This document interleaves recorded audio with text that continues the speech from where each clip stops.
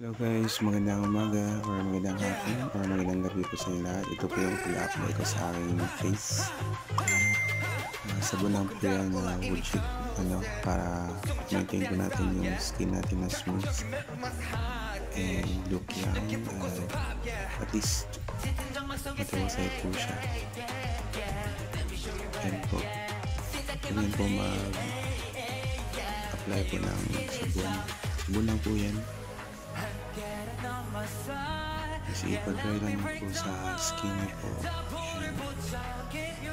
Massage nyo po na maayos na circulation direction sa pataas pataas po mas mapili po yung heat. Yan po, maganda po yun sa skin.